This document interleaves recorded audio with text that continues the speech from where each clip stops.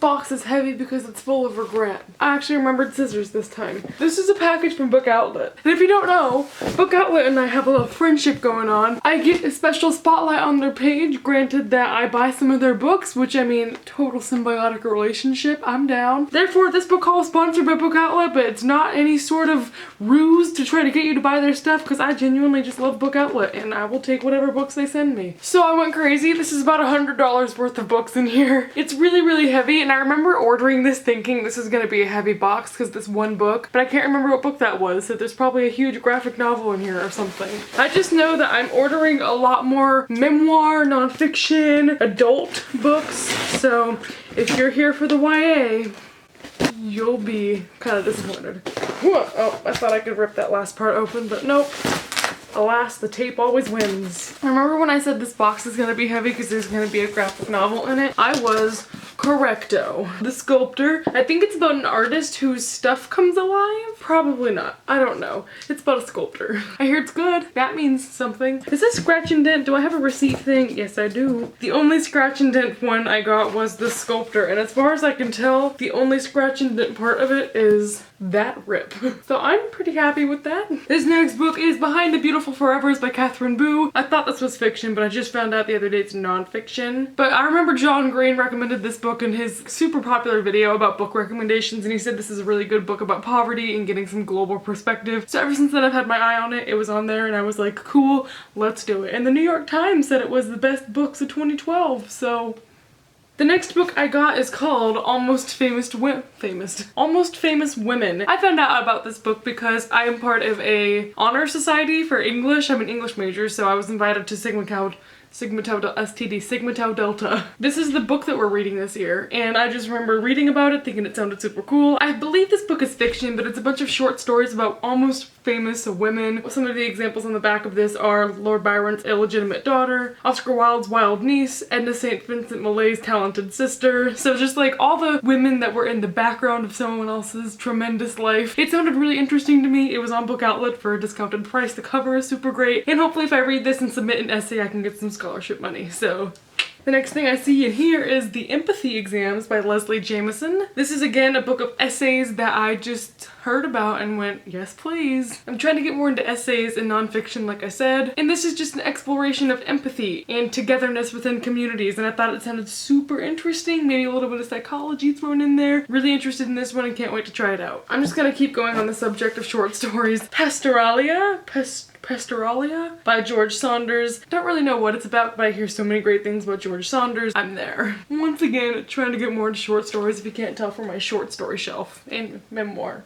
shelf and classics at this point. This is going to college with me. The next thing I see is Chris Hadfield's An Astronaut's Guide to Life on Earth. This is just written by an astronaut, and it talks about that and his life on Earth. I just think it sounds interesting. Like, would you not want to read a book about an astronaut? I'm terrified of space. Let's have that be known. I have had nightmares about it, but I just think it would be interesting to hear from the perspective of someone who's been there and lived to tell about it, because I wouldn't. The next book I have is Columbine by Dave Cullen. I don't know if this is a biography or if it just talks about the day. I'm not really sure what to expect out of this, but obviously it's just about that shooting at Columbine. I don't know too much about the event. I know a lot of the things about, is the girl's name Rachel? The girl who got wildly popular that was killed. But I think this is just gonna shed some light on that event, and I hope I learn things from it. I hope that it's just a good remembrance of it. Of course, shootings are a huge deal in America now, and like with gun laws trying to get passed, I think it's a relevant thing to read. This next book I got is so beautiful. Oh my gosh. This is Sara Gruen's At the Water's Edge. This one I believe is set in Scotland. It's historical fiction that goes back to places in Scotland, and they're trying to hunt down the Loch Ness Monster. I didn't need to know anything else about it. That was just so interesting to me. I haven't heard anyone talk about it, so hopefully I can go into this blindly and just have a good time. The next book I have is highly anticipated. This is Ali Smith's How to Be Both.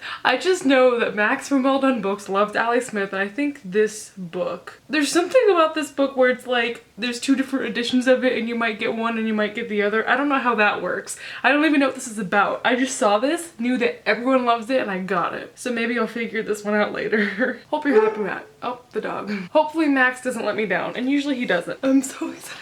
I forgot I got this, and no wonder this box is so heavy. Yes! So this I've been looking for everywhere. This was so wildly popular last year and it was getting so much raving about. I'm pretty sure it got super popular because it won some award. I don't know, but this book was just so hype and it's supposed to be written really beautifully and I couldn't find this anywhere for cheap until BookOutlet pulled through and here we are. This just follows 4 boys in New York. I don't know anything about where the story goes, but I just hear it's such a good story of friendship and the writing is so incredible. I want to read more stuff like this and this is just one that I could not stop thinking about, so it's here in my hands. Thank you, BookOutlet. The next book I don't have an excuse for. Ugly Love by Colleen Hoover. I'm gonna say it up front, I don't like Colleen Hoover's books. Like, I've read 2 of them, Hopeless and Maybe Someday. Both of them were like 2 stars for me. Didn't do anything, didn't like the characters. The writing was just okay. I just can't stop buying her books because there's something in the back of my mind that's like, maybe one of these I'll like, but probably not. I'm not a huge fan of new adult, mostly because I like the genre. I like that they're older characters and I like that it's more angsty and college-y and like my people, but I'm not the hugest fan of contemporary, so if this gets too tropey or this gets too Asimov-y with the romance, then I don't know. But this is one I've heard stuff about, good and bad things. I think I'm not gonna like it, but no matter what, every time I read Colleen Hoover books, they're just so fast and addicting. Even if I hate them, it was still enjoyable, you know? This next book I got is one that I read the preview for on Amazon and could not wait to get a copy. It ended on a cliffhanger in the sample and that was heart-wrenching. It is My Misspent Youth by Megan Daum. This is another book of essays and it's about this girl who's a journalist. Actually, I don't know if she's a journalist per se, but she is a writer and it just talks about her personal life, and the snippet that I read of this first story that's in here was so interesting and I loved her voice and her narration style, so I just leapt on this. I couldn't find this anywhere for like less than $10 and it was on BookOutlet. The next book I have is so exciting. I got a copy of First and Then by Emma Mills. If you don't know, Emma Mills is a YouTuber. She goes by Elmify. I've watched her channel since literally middle school. I love her so much. And I just got her other book that's coming out, so this is one that comes out October. I love her writing. I haven't actually read either of these, but I remember a video she did a while ago where she talked about her writing and she read some of it. That book just fell. And I thought it was amazing, so I've been looking forward to picking these up. I'm so proud of her for getting traditionally published and I love her. And this is a contemporary book. And I just said I hate YA contemporary, but I make exceptions for Elmify because she is my life. Next I have another I think this is the only or second YA book in this haul. Oops. This is Sublime by Christina Lauren. I've been debating whether or not I wanted to read this because it's YA paranormal, but like about a guy who falls in love with a ghost and it's just like that weird thing. Usually that wouldn't interest me and I'd be like, bleh, but Tahana Mafi blurbed it. So basically anything she touches, I'm all over and I want to try it out. She says that it's haunting and beautiful. Even if I don't end up liking this one, it was still only a couple dollars in BookOutlet, so I have hashtag no regrets. This next book I've put in and out of my cart for several times, and then one of my coworkers told me it was one of her favorite books, so that's what pushed me to actually buy it. This is The Emerald Mile by Kevin Darko, and the caption for this kind of explains the book. The epic story of the vastest ride in history through the heart of the Grand Canyon. So this is a memoir about a person who goes through the Grand Canyon on a boat. I loved the book Into the Wild by but the guy that wrote the thing. You know what I'm talking about. The guy in Alaska. That was super interesting to me and I love like documentary things about stuff like this, so I think that's totally up my alley. Love to learn about that even though I'm not a very outdoorsy person. Maybe this will make me feel like being an outdoorsy person for like 2 seconds. Before my coworker said anything about this, I had no clue if it'd be good or not, but now I have faith in it that it will be interesting, because if anyone who's not a reader tells you that it was good and interesting, it's probably good and interesting. And one last book. The box is empty. I'm gonna throw it. Nice. This is something that was talked about a while ago and I haven't seen very much since, but this is Chopsticks by Jessica Anthony and Rodrigo Corral. This book is entirely told through photographs and I thought that was so neat. I'm so excited to have this because it would probably be expensive anywhere else I got it. This I just think is such a unique way to tell a story. It's gonna go by fast. I feel like an adult reading a picture book and it's just bringing me back to times of my life that I wish I could return to. Hopefully it's gonna be interesting, fun, lovely, exciting, etc. Or maybe I'll hate it. Maybe I won't understand the point. Maybe there will be no coherent storyline and I'm just flipping through pictures. If that's the case, I'll just pretend it's a book about photography, not like an actual novel. So with that last book being talked about, that is everything. Thank you, Book Outlet, for sponsoring this book haul. Love you as always. If you want to check out all the books that I've bought recently on Book Outlet, I will link that down below. At this point, this haul's turned into probably a 3 or 4 part video, so sorry for that. Usually that's only reserved for June, for my birthday month. This month I accumulated too many things once again, so I'm back. At this point, I have gotten a couple of review books, I've gotten a couple of trade books, and then I just got back from a trip to Half Price Books. That did a lot of damage to the amount of books I'll be bringing to college, and here's the things that I've accumulated since my last clip. First thing I have here is a book from a friend, which is actually the book that she wrote, which is exciting and fantastic. So this is The Keeper's Vow by Francina Simone. If you have not watched Francina's channel, she's a booktuber. She talks about writing as well though, and she's just the best. We text all the time, and I just think she's the bee's knees, and she's so funny, and she has such great writing advice. And this is the book that I think comes out this month. I literally have no idea what it's about other than it's urban fantasy, and it comes out in September, I believe. Maybe it's already out. I don't know anything about this book, obviously. She is just such a great person, and she's so eloquent in her videos. I was just looking forward to reading this because I know it's going to be as eloquent as she is verbally, and that's true. I've read the first couple chapters. I love it so far, and I'm going to be reading this soon. I promise. Francina, I know you're watching this. Hello. The next book I got is for review, and this is Jessie Burton's The Muse. When I got the email for this, some part of my brain thought that this was being sold as the sequel to The Miniaturist, which is the other book that Jessie has written, but that's not true. So I accepted this thinking it was a sequel and I would get to read them both, but alas, this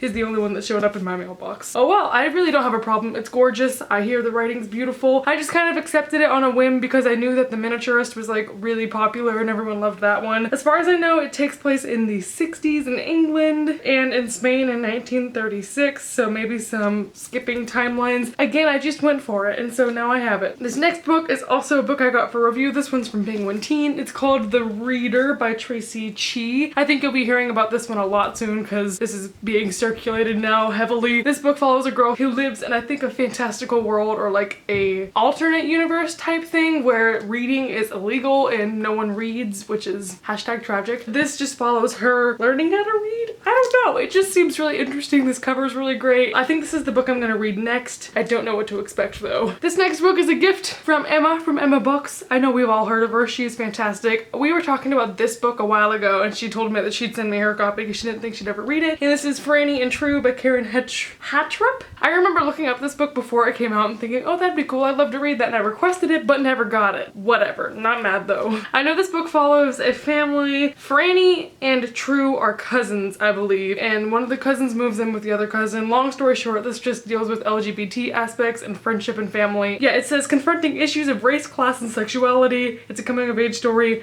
Just those 3 things. Perfect. The Holy Trinity. I love it. I'm reading it. And thank you, Emma, for that free book. One more thing that was sent for, this technically isn't for review, I just kind of hoed them and wanted this. I have emails sent to me from Penguin's listening library, which is basically like an audiobook review type thing, like if I wanted to listen to an audiobook and review that. I rarely see any books that I'm interested in, but I got this email, and instead of listening to it, I was like, can you send me a CD of that, because you could probably guess by now, but I got Furthermore on audiobook on CD. Have I ever listened to an audiobook on CD? No. Did I make an excuse for this one?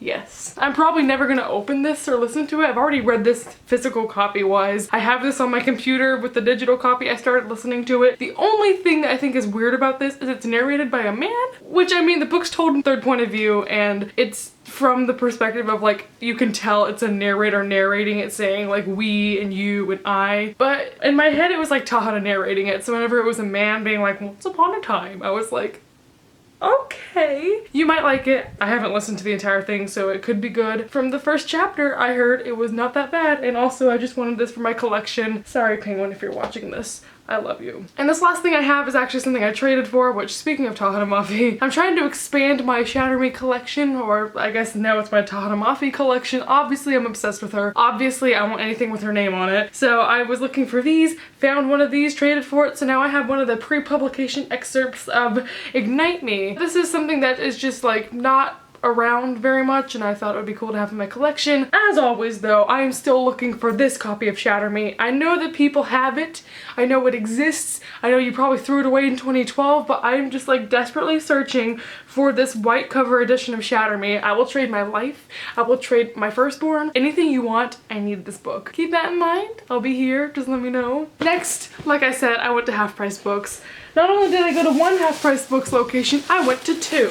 This is why we can't have nice things. I'll go ahead and start off with the first place I went because I sold like a bag and a half of books to them and I got $26 and I bought all of these with that money. So the first thing I got, let me just reach into my grab bag, is The Furies of Calderon by Jim Butcher. If you are a long-time WhittyNovels subscriber, you will recognize this book because I have previously hauled this, I have previously unhauled this, and now I'm hauling it again. I think the history of this is mostly that I got it thinking, oh, that sounds really cool. Reagan and Lindsay recommended this to me and everyone loves this book, so I'll try it. I think that was when I was 17, back when I was still heavily reading YA. So I started to read this book and I got to page 1 and I was like, no, so I got rid of it. But now, as I've gone through this like transition of reading other things, I want to retry this. I do want to give fantasy another go. I liked Game of Thrones. I'm trying to get more into things that I usually would not read when I was younger, so I'm sure it'll be great. This is technically not a book, it's stationery, but there were little greeting cards that were $3. I don't know if you can see that, but it has what they look like as well as the envelopes on them. I keep buying cards that I know I'll probably never use, but they're just so cute. And what if one day I decide to be social and send someone a letter? I'll have a lot of stationery for it, so this next book I got, I'm actually super thrilled that I found because I just finished the second book in this trilogy and here's the final book. It is Dreams of Gods and Monsters by Laini Taylor. This book itself is a monster. I've been listening to these on audio and I don't know if I'll be able to find this one, but if not, at least I have this physical copy now. This trilogy, I should talk about it more because I keep forgetting how absolutely amazing it is. This is like a fantasy-ish. There's like a human world, but then there's also like a angel slash, it's like Narnia creatures basically, is what type of world it is. And it's about angels and them fighting and that coinciding with the human world. It's just so neat and so intricate and the writing is so amazing. The characters are great. The audiobooks for these are really, really good. I've been listening to them on audio like I said, and I'll hopefully be able to find this one as well. I really want to know how this series ends because it's just been a roller coaster so far. And the last two things I got from the first location I was super surprised and stoked to find because I've been looking for these everywhere and they usually never have a good graphic novel collection. So I found the first and second volumes of Sex Criminals. The first graphic novel I remember is just so hilarious and I could try and tell you what these are about, but I don't remember, and if I mess it up it's gonna sound really weird. It's very sexual though, as you would imagine. I'm just gonna put these down now because my grandma's probably watching this video. Hi grandma. Okay, so at our second location I bought more things. First thing I found I didn't even realize was there. They have an entire magazine section, which I know you're like, Whitney, it's 2016, like no one cares about magazines, that's why they're there. I don't know if you know, but if you're a journaler, magazines are everything. That's like where you get your pictures from to make it all artsy. Anyway, I saw these and there was literally like an entire row of like National Geographics, probably like 200 copies of National Geographic. These were $1 each, which is kind of expensive because I've gone to places where magazines used are 25 cents each. But I picked up 3 magazines. The first 2, like I said, are National Geographic. These are 2 that I don't have. This one's about North America, about bears, that's cool, and this one's about foxes. And half the reason I got this is because I was like, Mr. Fox from Furthermore. But these are just great because not only are National Geographics like super interesting, they have a ton of great nature pictures if you wanted to glue those into your journal. And then I got a copy of Vogue because sometimes you gotta have that hashtag fashion in your journal as well. Also, I don't think I've ever owned a copy of Vogue. Also, I just saw a naked person. Okay. Other 2 things I got are graphic novels. This one's Alex plus Ada, and this one is Blue is the Warmest Color. I have read Alex plus Ada. This is a trilogy that's sci-fi. I loved them. These are just so gorgeous. I think the art is really simple but pretty, but they're really interesting. It's about a futuristic society with robots and it's super cool. And then this other one, Blue is the Warmest Color, I get recommended non-stop on Goodreads because I always read graphic novels. I know there's a movie or something on Netflix about this. Yeah, because this is originally French, right? And then it got translated and now it's a movie. All I know about this is it has lesbians. So that's great. And the last thing I got is Ariel by Sylvia Plath. Her poems, which I can never find. And this was like a super old, like yellowed edition, and I knew I couldn't pass it up for $2. I did like Sylvia Plath's The Bell Jar. I thought it was really thought-provoking and relatable. And so hopefully these will be just as thought-provoking and beautiful. And now I have to hold up this huge stack of books for a thumbnail and I might die. Give me a second. If you enjoyed this haul, thank you so much for sticking around for probably like 25 minutes that this lasted. I'm going back to college next month, so I should not be buying as many books. That's probably not going to be a true statement in a month. I have to somehow fit all of these in boxes that go to my dorm room, and I don't have shelves in my dorm room, so that's going to be #tragic. I would like to thank you all once again for watching. Hope you're all having a wonderful life, and goodbye. I'm not going to start doing a peace out at the end of every video. Okay, goodbye.